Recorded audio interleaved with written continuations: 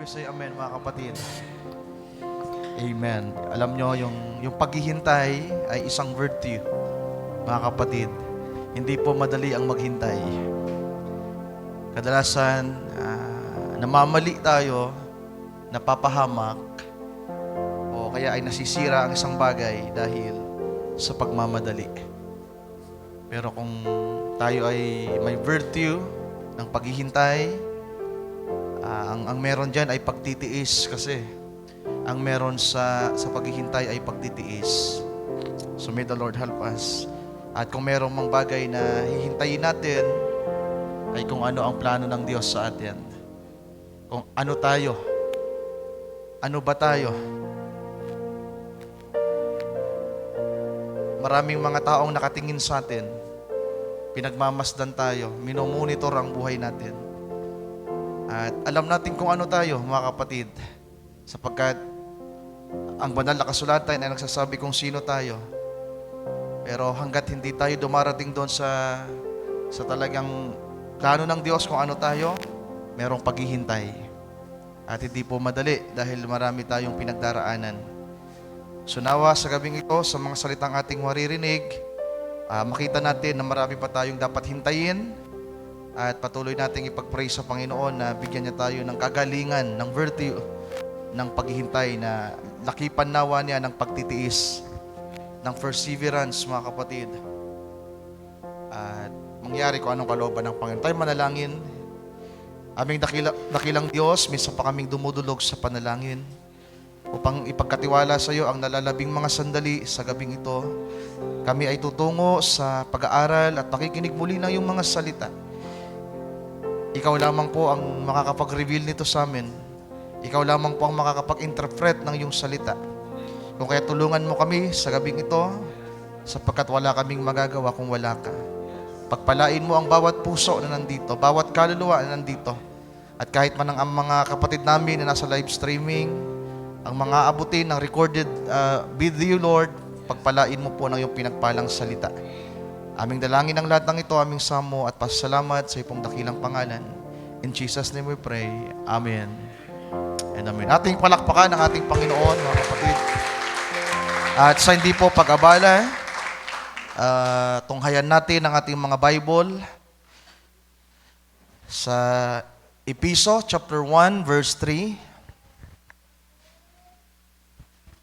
Ito ay may kinalaman sa ang chapter 1 ng Ephesians, mga kapatid, ay may kinalaman sa predestination.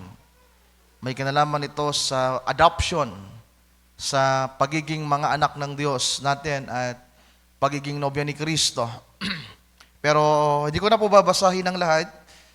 Pamilyar naman marahil ang marami sa atin. So ang verse 3 na lang. Sabi sa verse 3, Blessed be the God and Father of our Lord Jesus Christ, who has blessed us with all spiritual blessing in heavenly places in Christ. Can we say amen? Amen. In the book of Hebrews, chapter 7, beginning at verse 4, Hebrews chapter 7, sabi dito, Now consider how great this man was, si Melchizedek, unto whom even the patriarch Abraham gave the tenths of the spoils. Verse 5, And verily, they that are of the sons of Levi, who receive the office of the priesthood, have a commandment to take tithes of the people according to the law, that is of their brethren, though they come out of the loins of Abraham. Verse 6, But he whose descent is not counted from them received tithes of Abraham, and blessed him that had the promises. Verse 7, And without all contradiction, the least is blessed of the bitter. Verse 8, And here men that die receive tithes, but there he receiveth them of whom it is witness that he liveth. Verse 9, And as I may so say, Levi also, who receiveth tithes, paid tithes in Abraham. And verse 10, last verse, For he was yet in the loins of his father when Melchizedek met him. Ang Diyos ang magdagdag ng mga pagpapala sa pagkabasa ng kanyang mga salita. Sabihin natin, Amen. Amen. You may be seated, mga kapatid. So sa mga hindi pa po nakapakinig, kung meron mga nasa live streaming, o kaya ay mapapakinggan ang pagtuturong ito, ang pangaral sa gabing ito, para masundan nyo po at mas maging malinaw, pwede nyo pong balikan yung teaching and preaching natin nung Sunday para masundan nyo yung paksang tatalakayin natin sa gabing ito.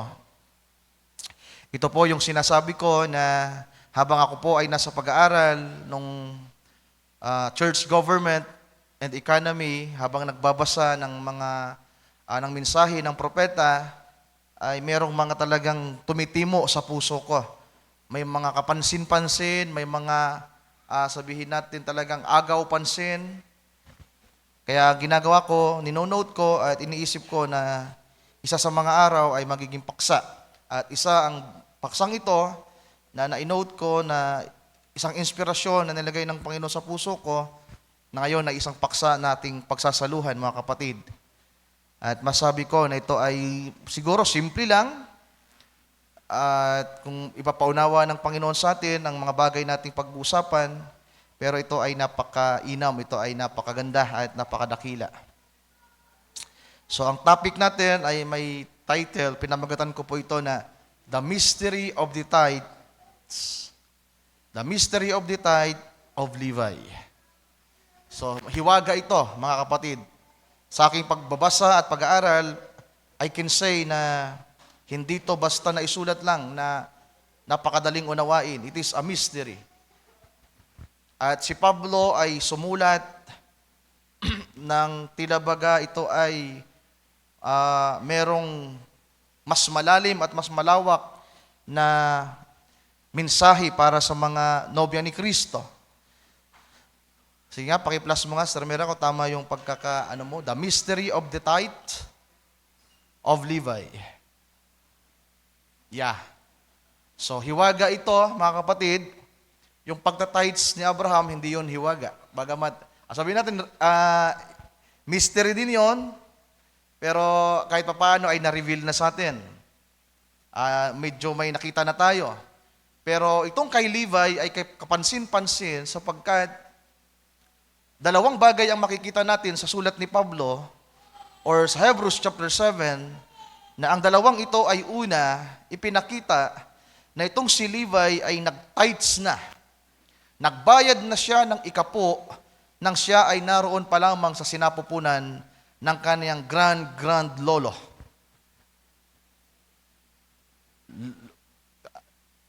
Si Abraham ay grand lolo niya. Grandfather. Sapagkat itong sa Abraham ay ipinanganak si Isaac, at si Isaac ay pinanganak si Jacob na tatay ngayon ni Levi. So, yun po ay mystery. Bakit ipinahayag ito ni Apostol Pablo ng banal na kasulatan na tanging ang Book of Hebrews ang nagsabi, ang nagsaysay sa atin na itong si Levi ay nagbayad na ng ikapo, mga kapatid. Sabi sa verse 9, Levi also, who received tithes, paid tithes in Abraham. Verse 9.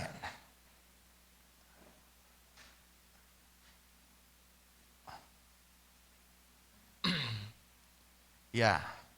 So, pero ang pinakahiwaga dito, mga mahal kong kapatid, yung pag-uusapan natin na mas hiwaga, ay hindi yung pagbabayad ni Levi, kundi ang kanyang pagtanggap. Siya na nagbayad ay tumanggap ng ikapo. Sabi diyan, Levi also who received tithes, paid tithes, and Abraham, pwede nating baliktarin yan. Levi who paid tithes, and Abraham received tithes. Kaya, kumbaga, yung pinaka-thought dito, when Levi paid and received tithes. Yung inspirasyon ang dumating sa akin dito, simple lang, mga kapatid, when Levi paid tithes. ng si Levi ay mag-ikapo. So, tingnan natin kung ano ang nakatagong hiwaga dito na magpapagalak din po sa puso natin. So, hindi lang ito basta ikapo na yung ginagawa na natin, na tinalakay na natin nung nakaraang Sunday, sapagkat ito ay beyond that. Beyond the tithing na in practical, in natural way, mga mahal kong kapatid. So may mga ilang punto na nais kong i-share sa inyo sa gabing ito para makapag-impart sa inyo. At naway magpagalak ito sa ating puso at higit na magbigay sa atin ng pagkakaunawa at pagkakilala sa ating Diyos. So ano meron dito, mga mahal kong kapatid? Una, ang nais kong puntuhin natin ay yung ugnayan ni Abraham bilang grandfather dito kay Levi na kanyang grandson. So, ikaapat na henerasyon na itong si Levi, pero isinulat sa Biblia na ikinonek itong si Levi sa kanyang ancestor, sa kanyang ninunuan, sa kanyang lolo. Kumbaga, ang meron dito, to make this on point, identification. Meron ditong tinatawag na pagkakakilanlan.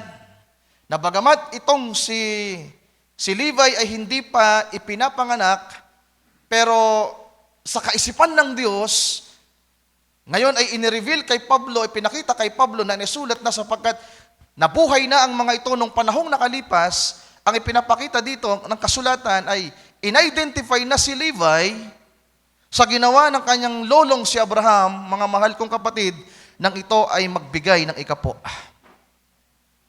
So nung mga nakaraan, naririnig-rinig ko na po ang bahaging ito na may kinalaman ang ginagawa ng ating mga magulang sa magiging katayuan ng mga anak.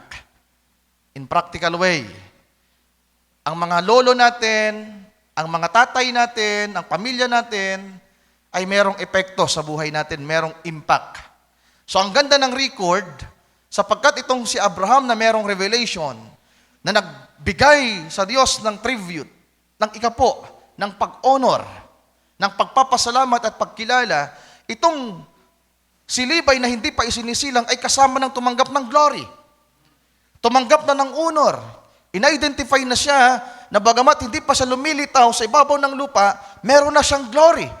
Sa kaisipan ng Diyos, hallelujah, itong si Levi na isisilang pa lang sa ikaapat na henerasyon mula sa kanyang grandfather ay in-identify na gumawa rin ng isang bagay na napakaganda.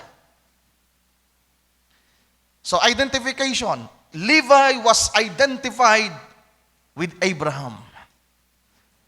In-identify ng Diyos si Levi from fourth generation sa ginawa ng kanyang ninunuan, mga kapatid. So, gusto ko lang para maikli, ayaw ko magpakahaba. Unang inilagay ko dito mga note, yung mga magulang natin, lolo natin, pamilya natin, yung ginagawa nila, ito man ay positibo o negatibo, merong identification diyan. Kaya nga kung pag-usapan ng kasalanan mula kay Adan, we are identified na makasalanan. We are identified as sinner, as disobedient. Tama ba? We are identified now as a liar.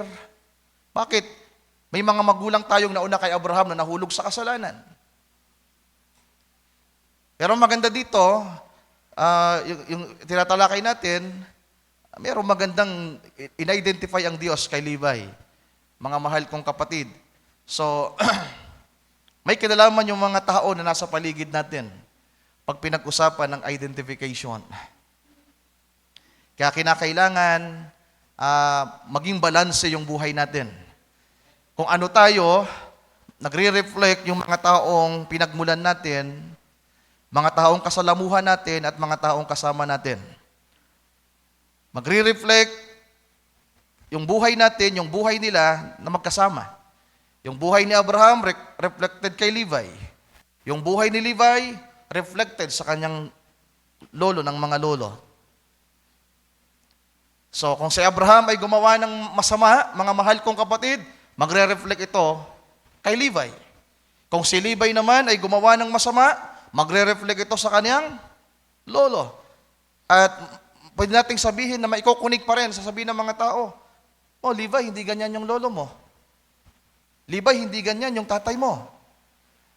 At kung ang tatay mo naman ay masama at ikaw ay naging mabuting anak, sasabihin ng mga tao, buti ka pa, mabuting tao, hindi ka gaya ng tatay mo.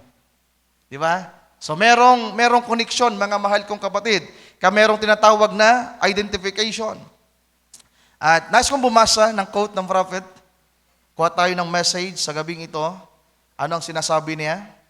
Sa kanyang paksa mismo na the identified masterpiece of God.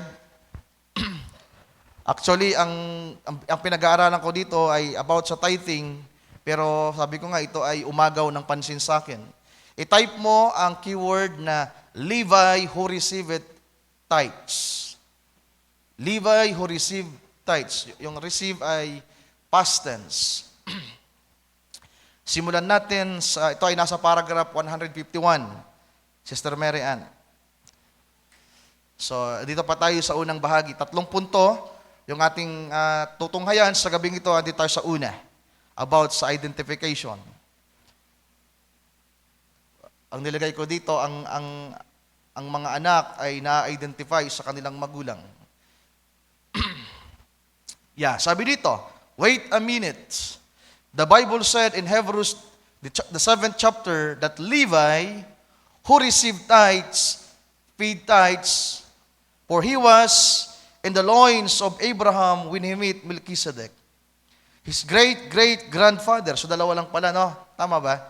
Great-great-grandfather lang. Great-great-grandfather, hindi tatlo.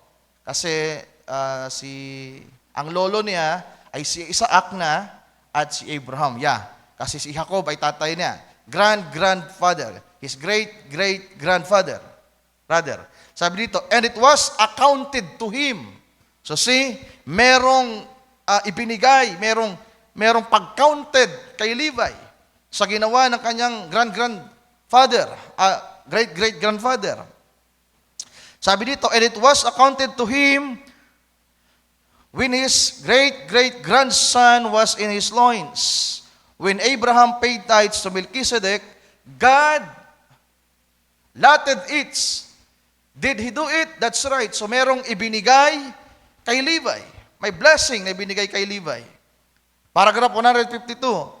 Whatever this nation, so biglang naglarawan si Brother Branham about identification, mga kapatid.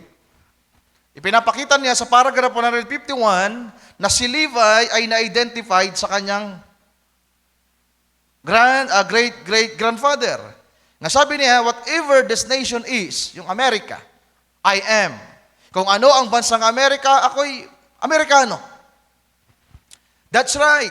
So I landed on Plymouth Rock. I rode with full reverie. So kung ano yung nangyari doon sa Plymouth Rock, nung may maglanded, sabi ni Brother Branham, andun ako. Nang sumakay si Paul Reverie, andun ako. Paragraph 153, I crossed the valley fords on that icy river with George Washington. So lahat ng yan ay history ng Amerika sa nakaraan. Pero dahil ina-identify ni Brother Branham na siya'y Amerikano, anuman ang nangyari sa Amerika, kapag tinitingnan siya ng ibang lahi, counted siya doon. Kaya kung ang Amerika ay mabuting bansa, kapag ang tumingin ay mga Asyano, pag tinignan ng isang taong Amerikano, damay siya sa pagiging mabuti. Pero kapag ang Amerika ay nakilala bilang bansang masama, ang isang Amerikano, saan man siya pumunta, ang magiging tingin sa kanya ay masama. You are identified with your country. Nagkakaintindihan ba tayo, mga mahal kong kapatid? So, nire-rely ngayon ni Brother Branham yung karanasan ni Levi at ng kanyang great-great-grandfather sa identification. So, italon na lang natin, kasi napakahaba pa niyan, lahat ng yan ay history. May mga binanggit pa dyan si Brother Branham. Then sa paragraph 158 na lang, Sir Mera, paragraph 158. Sabi dito, I was at the Boston Tea Party. I helped throw some of that British tea out in the ocean. I had to be an American. Yes, sir. Yes, sir. I signed the Declaration of Independence with Thomas Jefferson. I rang the Liberty Bell on July the 4th, 1776. So, ipinapalagay ni Brother Branham na lahat ng nangyari sa kasaysayan ng Amerika ay identified siya. Then, 159. Paragraph 159, sabi niya, I am identified in her shame of the revolutionary. So, sa kahihiyan naman ng Amerika sa kanilang revolusyon na ginawa, kasama siya na napahiya. When brother fought against brother, and father against son. So, identify din siya noon. Kung merong mga civil war na nangyayari, mga pag-aaway-away, then damay si Brother Branham sa bansang Amerika. I have to be identified in her shame, the same as I am identified in her glory. That's exactly right. So nakita nyo yung unang punto natin. Bakit ikinokonek si Levi kay Abraham o kasi Abraham kay Levi? Merong identification, mga kapatid ko. At mamaya makikita natin yan sa mas malawak na pagpapahayag ng mensahe. So, merong tinatawag na identification. Then sa mga natural na bagay sa atin, daanan ko lang saglit, kasi mainam ito, na yung buhay natin, minsan ay nahatulan tayo, na-judge tayo, according to our families. Di ba? According to our town, barangay, provinces. Di ba? Noong nakaraan lang, nag-viral si Villapuerte, si El Rey, dahil sa mga negatibong pananalita niya. At habang pinapanood ko ngayon, sabi ko, kakalat ito sa buong Pilipinas, at talagang bukang bibig niya yung Nabwa, sabi niya, ang mga taga-Nabwa, ang mga taga-Nabwa, ang mga taga-Nabwa. Sino nakapanood ng video na yon? Kasabi ko, kapag may nakapanood ng mga kapatiran sa ibang lugar, iisipin nila ganito, ang mga taga-Nabwa, damay tayo. Ako yung nahiya, mga kapatid. Nahiya ako dahil sa mga naipahayag sa labi about sa mga Nabuenyo. At sabi nga nung ibang mga nag-comment, ganyan naman talaga yung sinasabi niya. Kapag andun siya sa buhi, sasabihin niya, ang mga taga-buhi ay ganito. Pag sa bula, sasabihin naman niya, ang mga taga-bula ay ganito. Joke lang, pero yung joke po kasi ay medyo masama. Hindi maganda yung mensaheng ipinapaabot. At sa mga nag-aaral, you are identified sa inyong school, mga kapatid, sa mga trabaho, at sa simbahan. At minsan, yung judgment ng tao tama. Di ba? May mga pagkakataon na yung judgment nila tama. At may mga pagkakataon din naman na yung judgment nila sa pag-identify ay mali. So kinakailangan ang pag-identify sa atin bilang anak ng Diyos, bilang isang nobya ni Kristo, ma-identify tayo sa ating Panginoon, mga mahal kong kapatid, nasasabihin niya, meron pala talagang mga totoong Kristiyano na ipinamumuhay ang salita ni Kristo. Kasi pwedeng sabihin, isang mananampalataya na matigas ang ulo, na gumagawa ng mga bagay na hindi maganda at nakikita ng mga tao. At nakikilala ka bilang Kristiyano, nakikilala ka bilang born again. Diba? Nagsisimba tuwing araw ng linggo, tuwing araw ng Miyerkules, pero makikita ka nila sa labas na gumagawa ng mga bagay na hindi maganda. Anong sasabihin nila?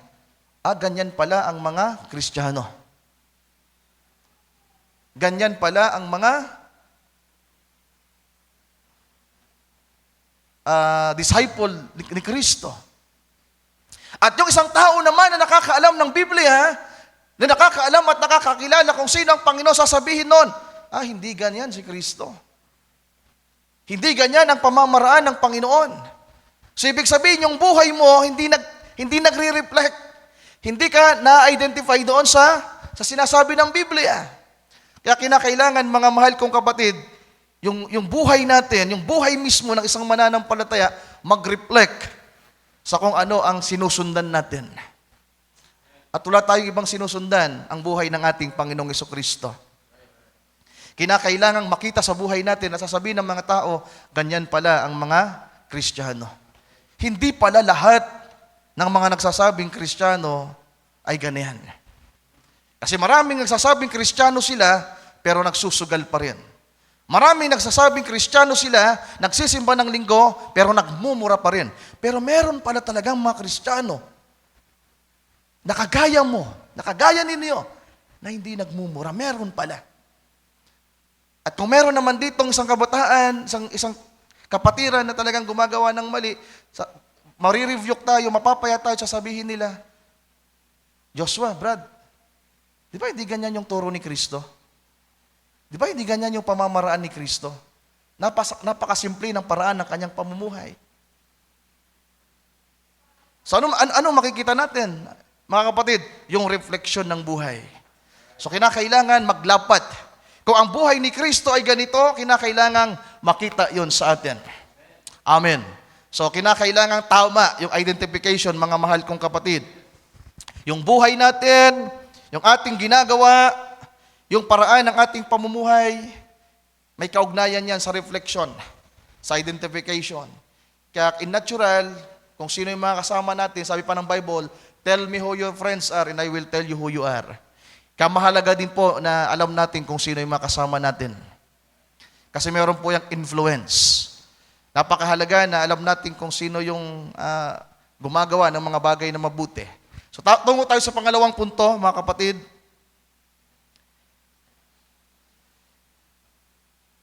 Itong bahaging ito, tingnan niyo. Ito yung mystery dito. Balik tayo sa Hebrews chapter 7, Sir Mary Ann, sa verse 5. And Abraham, sabi dito, and verily, they that are of the sons of Levi, who receive the office of the priesthood, have a commandment to take tithes of the people according to the law, that is of their brethren. So dito ang bahagi maganda. Though they come out of the loins of Abraham. So merong tinatawag na loins of Abraham. The loins of Abraham. Na itong si Levi ay nagmula sa loins ni Abraham, mga kapatid. Then pagdating dito sa verse 10. Talon tayo sa verse 10. For he was yet in the loins of his father. Si Levi ay nasa loin pa ng kanyang ni Jacob, di ba? Kasi may tatawag na germ of life, mga mahal kong kapatid. At yung germ of life ay nasa mga tatay. From Abraham, naipasa kay Isaac, naipasa kay Jacob, then naipasa sa tribo ng Israel. At kasama doon si Levi. So, tingnan natin ang mensahe, mga kapatid. Another quote, basa tayo.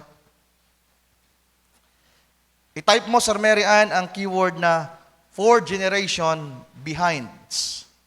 4 generations behind. Dito ang dami nating makukuha dito, mga kapatid. Dito sa message na ito, pinagpala ako ng bahaging ito ng pangangaral ng prophet. Paragraph 227 ng paksa niyang, medyo mahaba ito, 3 page sa notepad ko. God's Power to Transform, 1965. So mahaba-haba, siguro iba lalaktawan ko na lang. So 3 puno dito sa iPad ko sa screen, 3 page, mga kapatid. So laktawan na lang natin yung iba. Yung keyword 4 generations behind. Sa paksa niyang God's Power to Transform. 4 kasi yung lalabas yan, kung ako nagkakamali. 4 na hit yan. So, i-ascend mo, ascending din yung number 1. Hindi, dapat ang i-search mo, Sir Meron, 4 generations behind. 4 generations behind.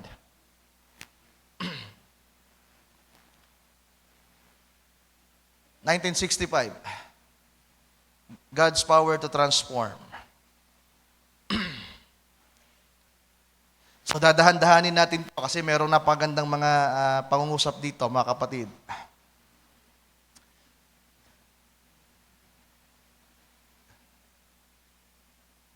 Four generations behind. O kaya dagdag mo yung him.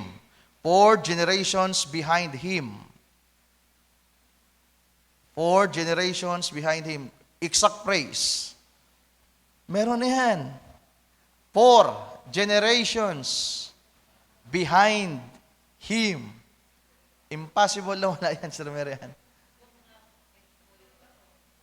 4 na generation, 4 generation. 4 na generasyon, baka FOR yung ginagawa mo. Yeah. Okay. Paragraph 207, climax. Sabi dito, read the book of Hebrews. So see?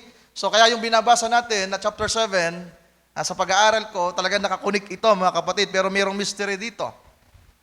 Sabi dito, read the book of Hebrews, where that we find that Levi paid tithes when he was in the loins of Abraham. So talagang, ang pangalawang punto natin ay yung mystery sa in the loins of Abraham. Kasi dyan din babanggitin ni Brother Branham ang isang paksa na kailanman na hindi nyo maririnig yan sa pangaral o mga pagtuturo ng denominations.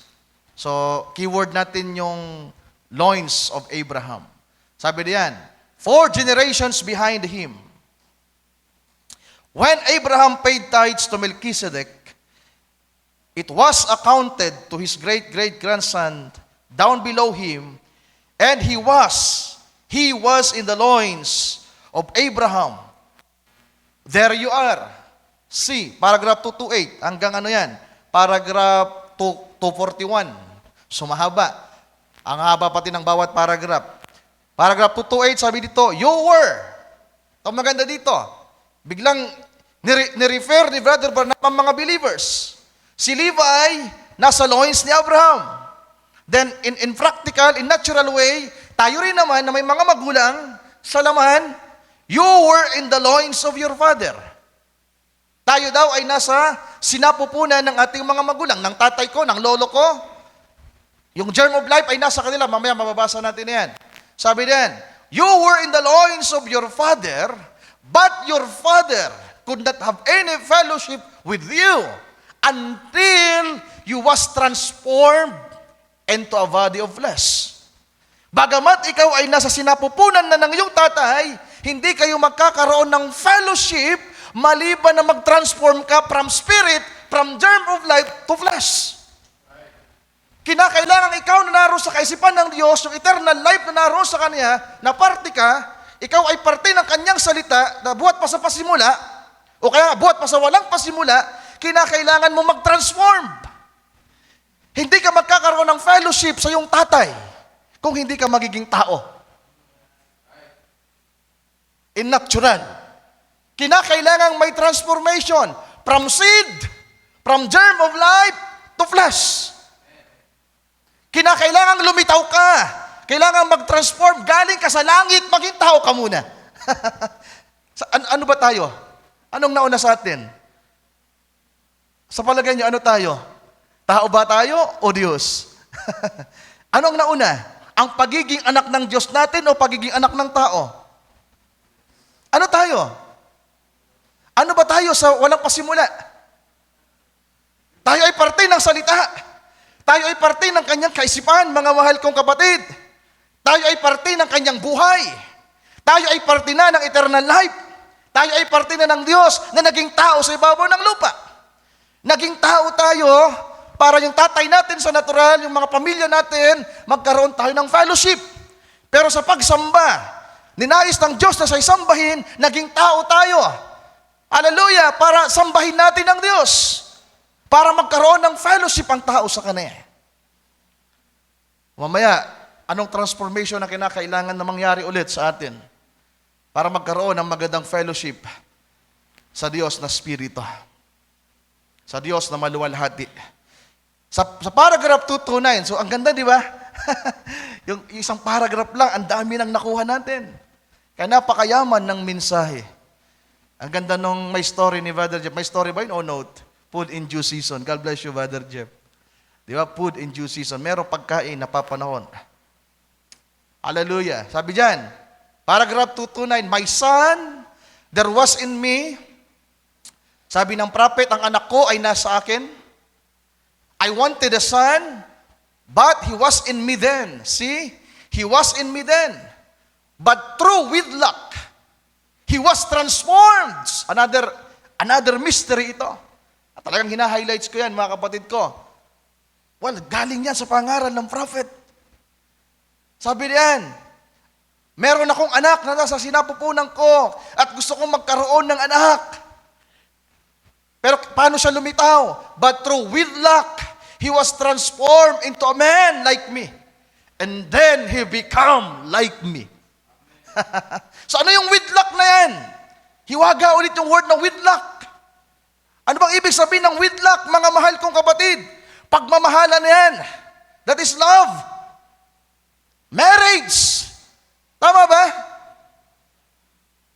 Dahil sa pagmamahal, mga mahal kong kapatid, merong William Branham na lumitaw.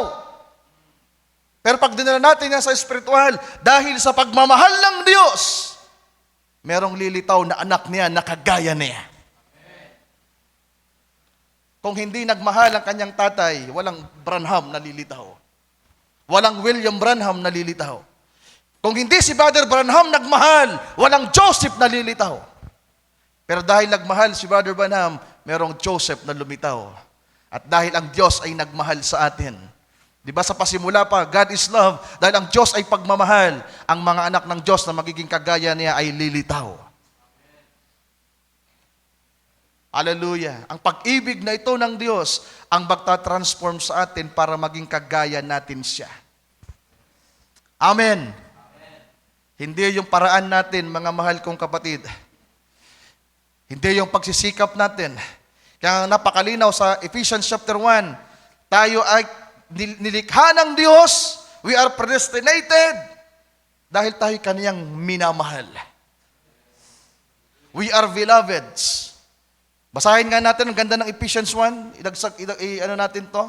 Binasa natin kanina yung 1:3, mga kapatid.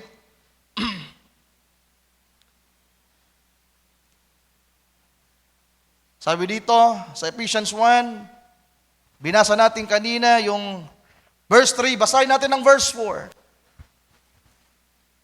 Hallelujah. Verse 4. According as he has chosen us in him before the foundation of the world, that we should be holy and without blame before him in love. Dahil sa pag-ibig ng Diyos, mga mahal kong kapatid, tayo ay kanyang pinili na. Bago pa itatag ang sanglibutan, tayo ay pinili na ng Panginoon. Tayo banal, walang kapintasan sa kanyang harapan. Dahil sa kanyang pag-ibig. At dahil sa pag-ibig ng Diyos sa atin, may mga anak ng Diyos na magiging kagaya niya. God is love. At ang sabi ng Panginoon, nagmamanifest ang kanyang pag-ibig sa pamamagitan ng kanyang salita. Kaya nga yung iglesia ng Laodicea, anong rebuke ng Panginoon at ano sabi niya? Ang aking mga iniibig ay aking sinasaway. Kaya mapalad kayo kung sinasaway kayo. Sapagkat nais ng Panginoong Diyos sa mag-transform kayo. Hinuhubog kayo ng Diyos at nais siyang makita kayo, hallelujah, sa kung ano talaga ang kalagayan niya. Kung ano siya, ay magiging gayon tayo. Do you believe that? Yes. Kung ano ang ating Ama, balikan natin yung quote, mga kapatid. Kung ano ang ating Ama, ay magiging gayon tayo. So, tingnan niya, sabi ng prophet, but through wedlock, he was transformed into a man like me. Dahil sa pag-ibig, yung binhi, yung germ of life, yung spirit na naroon kay Brother Branham, nang siya ay umibig, merong Joseph na lumitaw. Merong Billy Fall na lumitaw. Kaya pasalamatan natin ang ating mga magulang na nagmahal ka tayo naging tao. Tama ba? Respect your parents, mga mahal kong kapatid. Ano man yung kalagayan ng ating mga magulang, respeto natin sila. Ma-identify man tayo sa kanila in positive way or negative way, respeto natin sila. Kung sabihin man nila, yung tatay mo, lasinggero, buti ka pa, hindi lasinggero. Diba? At kung ang comment naman ng mga tao, positibo, yung tatay mo, hindi lasinggero, pero ikaw, lasinggero. Magbago ka. Yung tatay mo, napakasipag, ikaw naman, napakatamad. So, laging merong refleksyon sa pinagmulan natin. Pero dito, ipinapakita na dahil sa process, mga mahal kong kapatid, na Inilagay ng Diyos sa tao. Then sabi ng prophet, he was transformed into a man like me. Then he become like me. Then mas lalo niyang lininaw. 2:30. You become like your parents. See? Cause it was in you. It was in you to begin with. Dito na. Now if we are the sons of God, kung talagang anak tayo ng Diyos, His attributes, which you are an attribute of your father, not your mother. Your father. The germ lays in the father. See?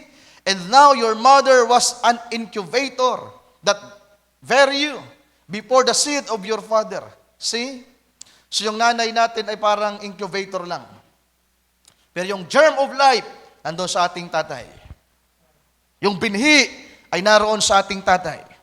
Sabi dito, paragraph 231, and the earth and flesh is also the incubator that first the seed of God. Itong laman natin. Yung mundo na tinitirhan natin, na galing tayo sa lupa, at yung lupa ay naging laman. Di ba? Yung laman na mahina. Sabi ni Pablo, ang babae ay marupok, nasisidlan. Di ba? Ang babae ang nadaya, na ngayon inilalarawan ang katawang ito na incubator, mahina, nadaya, nagkakasala, pero yung binhi na nasa atin, sabi ni Juan na may namahal, kapag ang isang anak ng Diyos ay merong binhi ng Diyos, hindi siya nagkakasala. Tama ba? It is the seed of your father to begin with. Kanapakapalad ng mga anak ng Diyos na mayroong binhi ng Diyos. It is by predestination. Well, ang pwedeng makita sa atin ngayon, yung laman, mga mahal kong kapatid.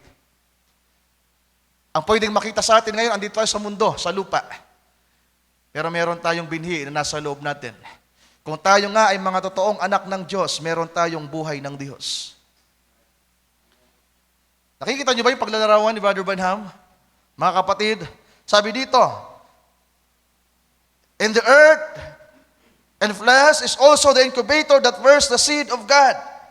See, itong flesh natin, sa kaloob-looban natin sa ating kaluluwa ay may binhi.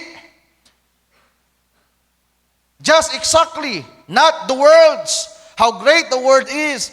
It's how great the God that made it. So, hindi ang mundo ang dakila, mga mahal kong kapatid. Hindi ang lamang ito ang dumadakila, kundi ang binhi ng Diyos na nilagay sa atin. Amen. Hallelujah. Then 2:32, now, if you are a son and daughter of God, then you were in God at the beginning. You are His attributes.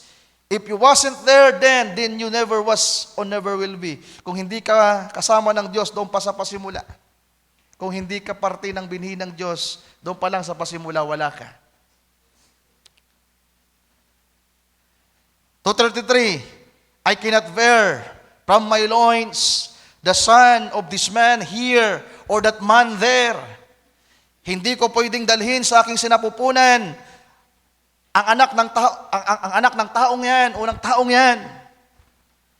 Ang pwede ko lamang dalhin sa aking sinapupunan, sa aking kaisipan, sa aking plano, sa aking layunin, ay ang aking mga anak. Kahit hindi lahat anak ng Diyos. Ang ma-identify lamang na mga anak ng Diyos ay mga taong ipinanganak ng Diyos. Dahil sa kanyang pagmamahal, dahil sa kanyang pag-ibig, ipinadala ang kanyang salita. At ang kanyang salita ay nagsasabi sa atin. And Laodicea, ano sabi ng Panginoon? Repent. Repent. Basahin nga natin si Sir Mary Ann. Dito si Brother Justin. God bless you, Brother Justin. Revelation chapter 3, verse 19. Hallelujah. Sabi dito, tingnan niyo, ano meron sa pag-ibig ng Diyos na bumabago sa atin para maging kagaya niya. As many as I love, I rebuke and chasten. Be zealous therefore and repent. Ano sabi ng Acts chapter 2, verse 38, repent and be baptized every one of you. That's the love of God.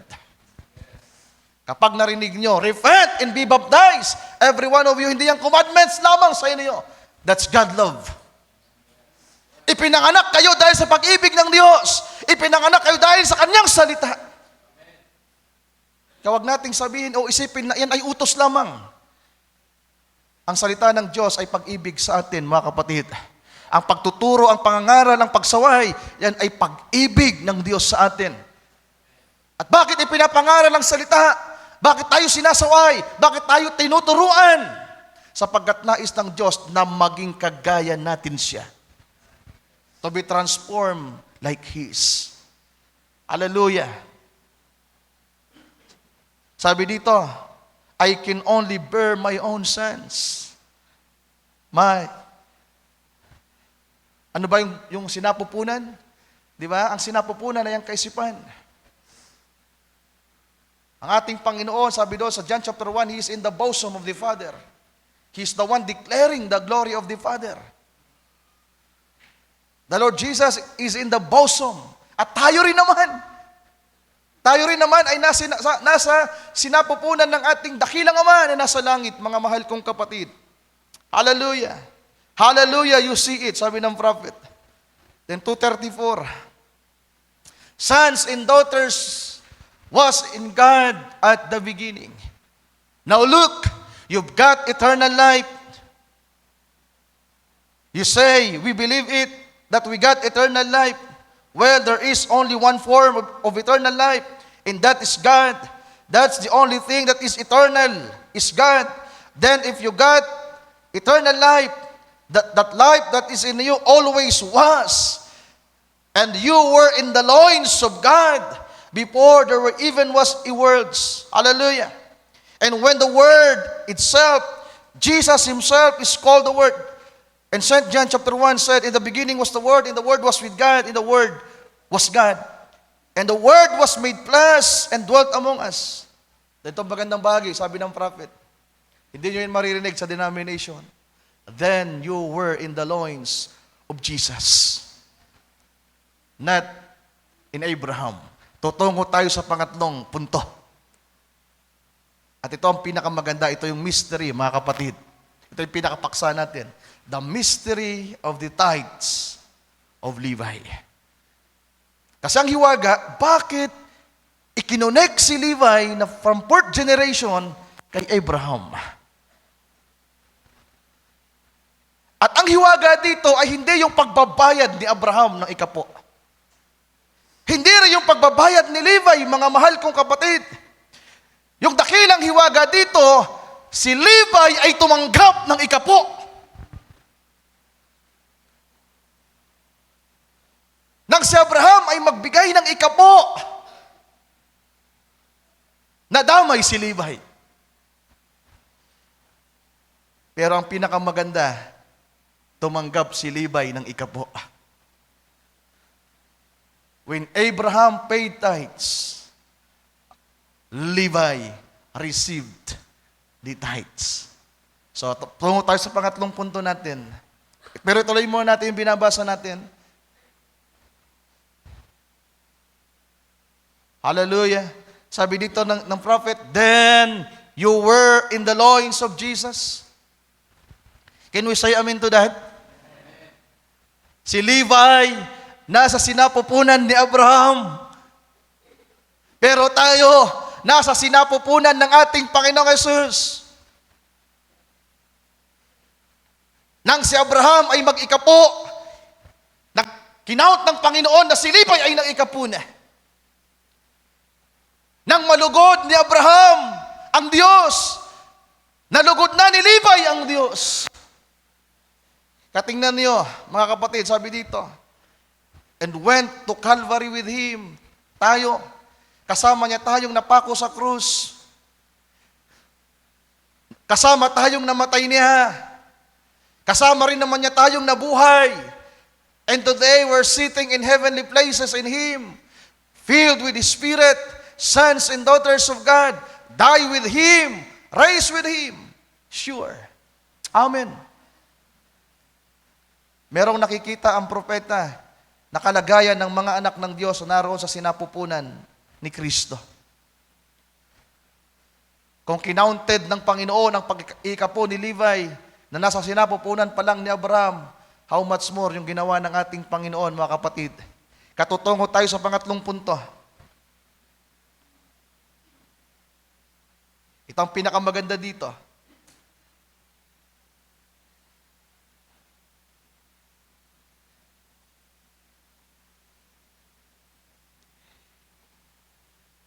When Abraham paid tithes, ito yung katlong points natin. When Abraham paid tithes, Levi received tithes. Yung unang punto natin sa mga nagno-note, identification. You are identified with your father.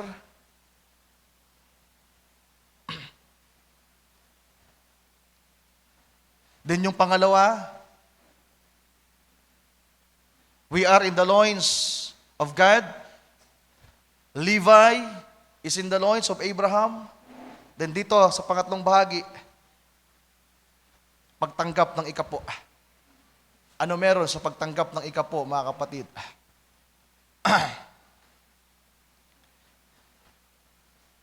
Tingnan natin yung seatings. Merong seating dito. Melchizedek, King of Peace, King of Righteousness. Then Abraham. Na-meet ni Abraham si Melchizedek. Si Isaac, si Jacob, at si Levi, nandun pa sa sinapupunan ni Abraham. When Abraham paid his tithes, Levi paid tithes also. Melchizedek, Abraham, Levi. The priest, natatanging tribo na merong inheritance. At kung dadalhin natin sa ating panahon, mga mahal kong kapatid, sa sinabi ng prophet, we are in the loins of Jesus.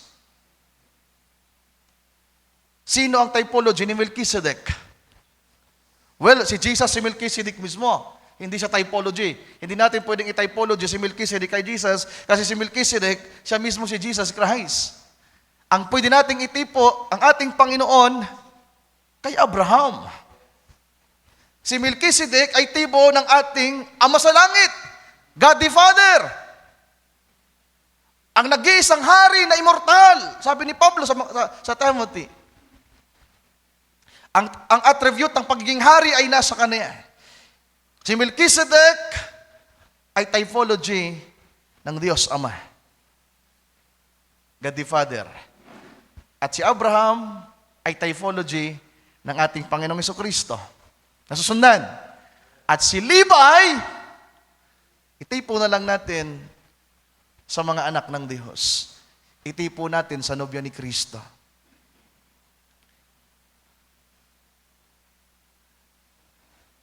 Anong ginawa ni Abraham, mga mahal kong kapatid? Iniligtas ni Abraham ang kanyang pamangkin na si Lot. Sinakop nila ang mga bayan ng mga bansa na kung saan kumuha kay Lot. At nang iligtas nila si Lot, sinamsaman nila ang lahat ng mga bansa. At habang sila'y nagpapahinga, dumating si Melchizedek at na-meet ni Abraham. At anong ginawa ni Abraham, mga mahal kong kapatid? Ibinigay ang kanyang ikapo. Ibinigay niya ang kanyang ikapo kay Melchizedek.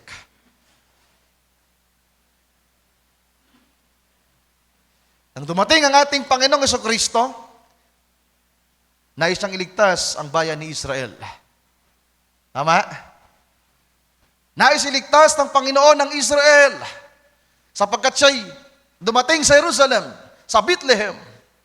Kaya nga sabi ng Panginoon, O Israel, O Israel, para kayong mga sisiw. Ako'y parang inahing manok na gusto kayong tipunin. Para kayong mga tupang naliligaw na walang pastor na gusto ko kayong tipunin. Nais ng Diyos na iligtas ang bayan ng Israel. Nais iligtas ng Panginoon ang bayan ni Israel. Pero ano meron sa sinapupunan ng ating Panginoon? Habang ginagawa niya ang pagliligtas, merong naroon sa kanyang sinapupunan. At sino yung nasa sinapupunan, mga mahal kong kapatid? Ang nobya ni Kristo. Amen. Hallelujah. Katingnan niyo. Basahin ulit natin yung Hebrews. Hallelujah. Hebrews, Sister Mary, chapter 7. Yung settings na nandito sa verse 9. And as I may so say, Levi also, who received tithes, faith tithes in Abraham. Verse 10, for he was yet in the loins of his father when Melchizedek met him. At tingnan natin yung Episo, chapter 1, verse 3, yung main text natin. Blessed be the God and Father of our Lord Jesus Christ. Tipo ni Melchizedek na nagpala kay Abraham. Blessed be the God and Father of our Lord Jesus Christ, who has blessed us, na siyang nagpala sa atin ng lahat ng pagpapalang ukol sa langit kay Kristo. Melchizedek, bless Abraham. God the Father, bless the Lord Jesus Christ. Pinagpala ng Panginoon, ng Diyos Ama ang Panginoong Jesucristo. Pero sino ang naroon kay Kristo? Sino ang kasama ni Kristo na naroon sa kanyang sinapupunan? Tayo. At ito, mga mahal kong kapatid, hindi lamang ikapo ang ibinigay ni Kristo. Ang ibinigay niya ay ang kanyang buhay. Abraham gave his 10%, but Jesus gave it all.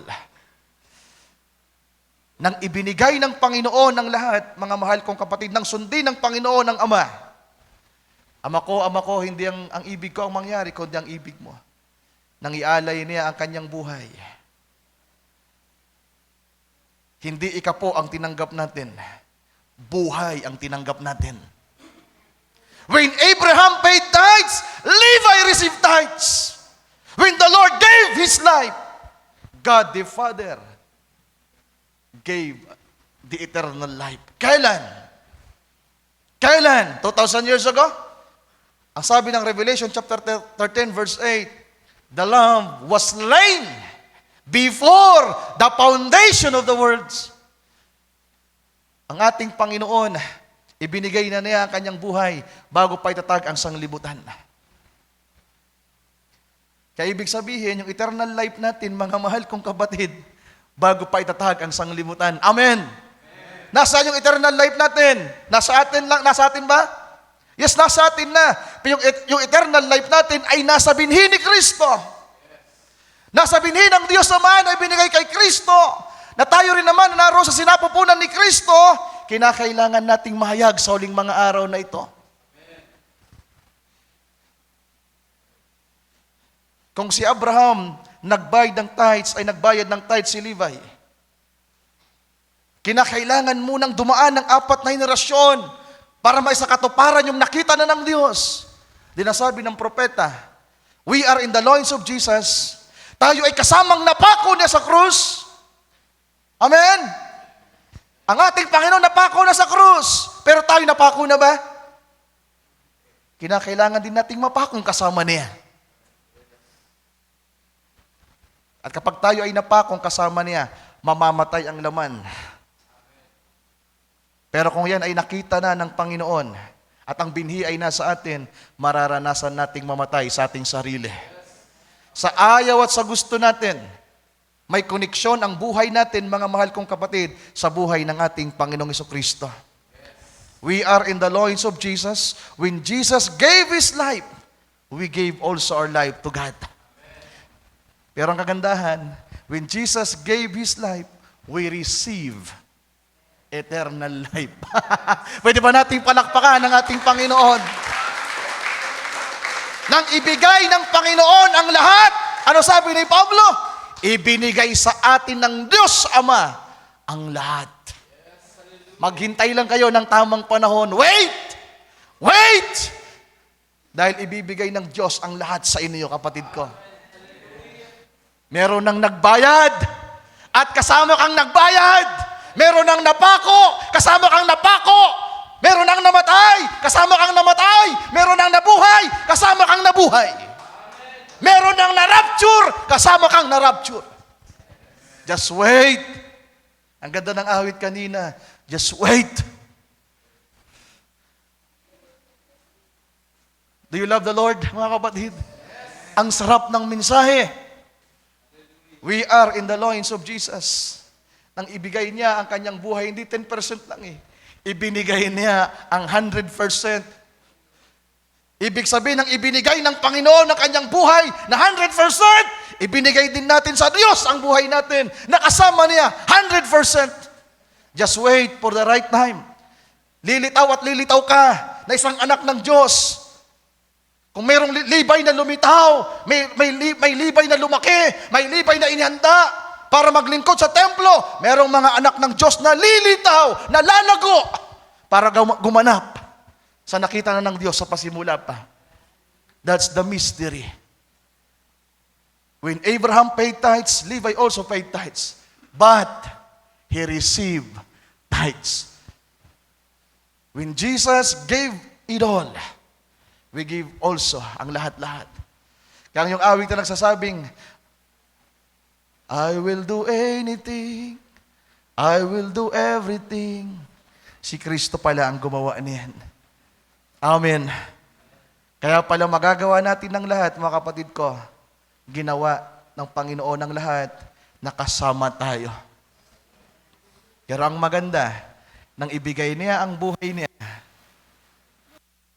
yung nasa sinapupunan na si Levi, ang tumanggap ng kanyang ibinigay. Nagbigay si Abraham ng tithes, tumanggap yung nasa sinapupunan ng tithes. Nang ibigay ng Panginoon ang kanyang buong buhay, yung nasa sinapupunan niya, ang tumanggap ng buong buhay. Sino yung nasa sinapupunan? Sabi ng prophet, we are in the loins of Jesus. Nang siya'y mapako, andun tayo. Nang siya'y mamatay sa krus, andun tayo. Nang siya'y ilibing, andun na tayo saan? Doon sa binhi na naroon sa Kanya. Pwede ba nating palakpakan ng Panginoon, mga mahal kong kapatid? That's the mystery of the tithes to Levi or of Levi. Hiwaga pala to. O, palakpakan natin ng Panginoon, mga kapatid. Tayo lahat ay magsitayo. Oh my, hallelujah. When Abraham paid his tithe, Levi also paid his tithes. But he received also the tithes. When Jesus gave his life, we give also our lives. Pero hindi lang meron tayong tinanggap. We receive all spiritual blessing through Jesus Christ. Melchizedek blessed Abraham, but God the Father bless our Lord Jesus Christ. Mawit tayo na sang awit, I know I am the bride. So ngayon, medyo magaan na yung part na ng awit na nagsasabing, I will do anything. I will give everything. Just wait for the right time. Ibinigay na po ng Panginoon ang lahat. Kaya ibig sabihin, mga kapatid ko, in the right time, in the right moment, ipinanganak ang anak ng Diyos sa parang si Levi, sa ika-4 na henerasyon, na kinakailangan mong lumaki, kinakailangan mong lumago, at kinakailangan mong mabot sa maturity, then maglilingkod ka sa templo. At tayo rin naman ng mga anak ng Diyos, isinilang ng mga anak ng Diyos na kanyang pinalalago, na inihahanda niya sa paglilingkod sa kanyang sariling katawan. Amen. Hallelujah. May mga anak ng Diyos na lilitaw sapagkat sila ay naroon sa sinapupunan ng Diyos sa pasimula pa. Abraham paid tithes. Levi received tithes. Sana makuha niyo yung mensahe, mga kapatid. Ang sarap.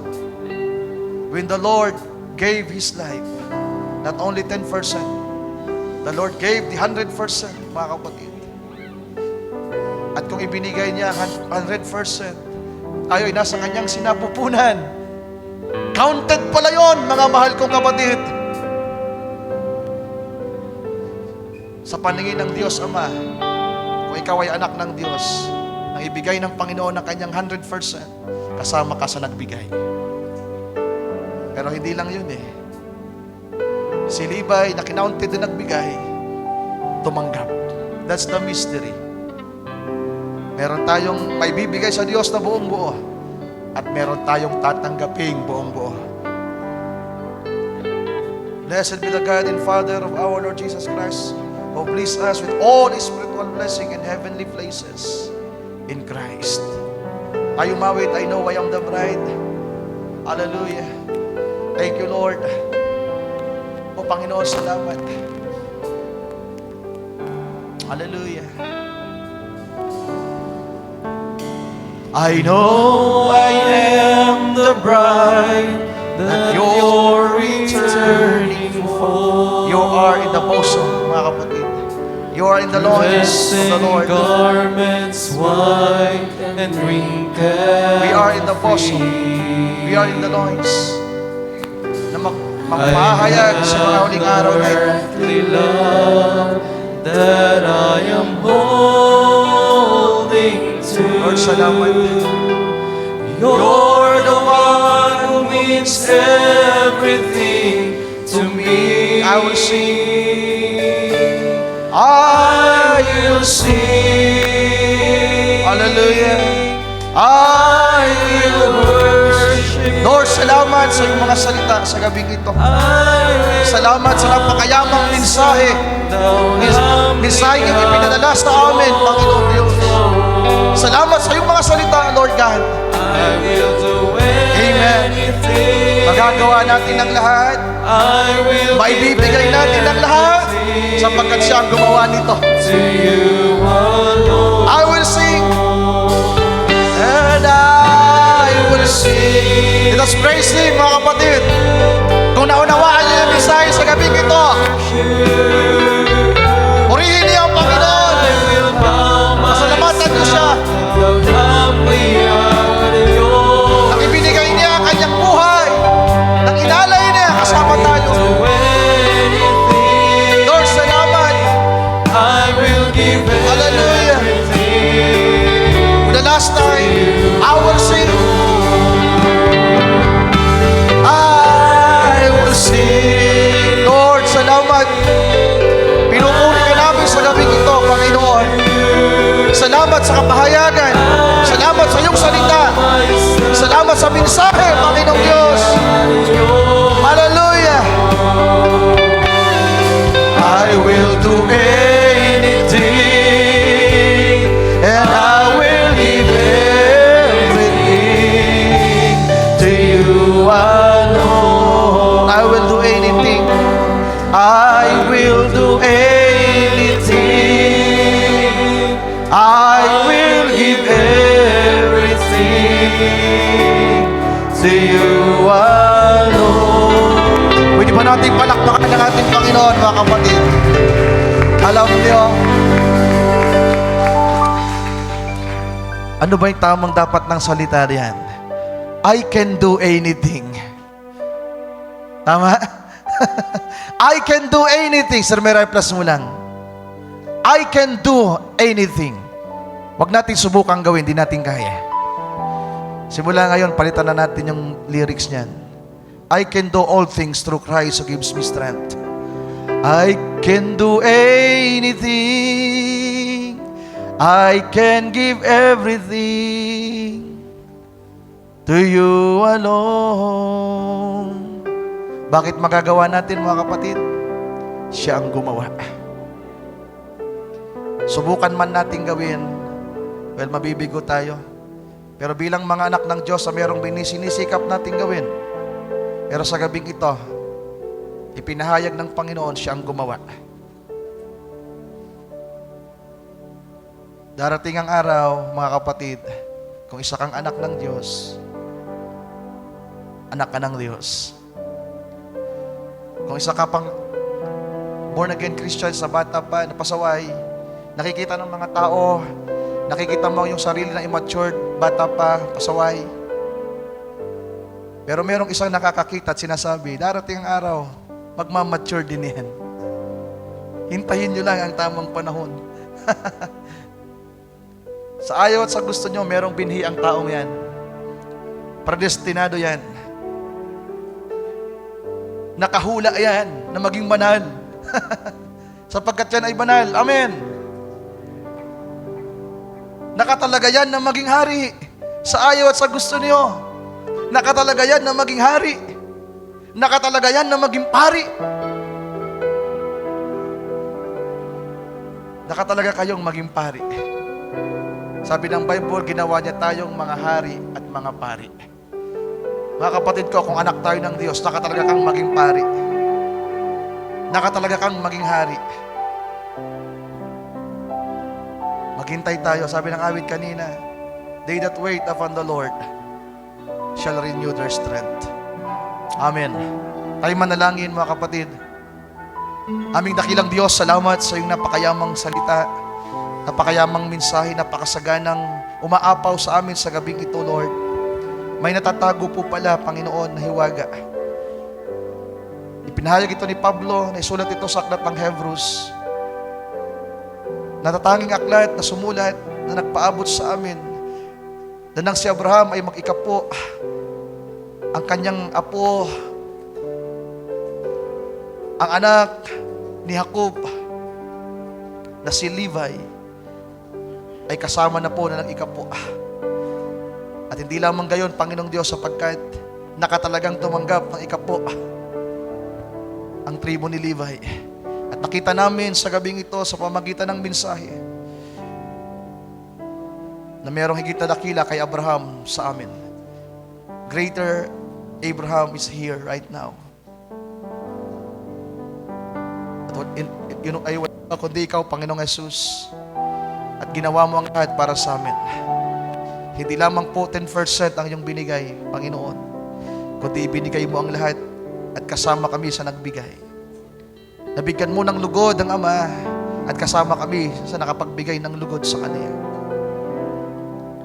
Hallelujah. At kami ay nabiyayaan na tumanggap ng lahat ng pagpapala, authority and power, glory, Lord, sa huling mga araw na ito. Maraming salamat sa iyong salita sa gabing ito sa mensahe. Purihin ka, O Diyos, sambahin ka. Sa iyo namin pinagkakatiwala ang lahat, Panginoon. We give you thanks, we give you praise, we give you honor. And we ask all these things in prayer. In the mighty name of you, our Lord and Savior, Jesus Christ. Amen. Amen. Amen. Hallelujah. Ating palakpakan.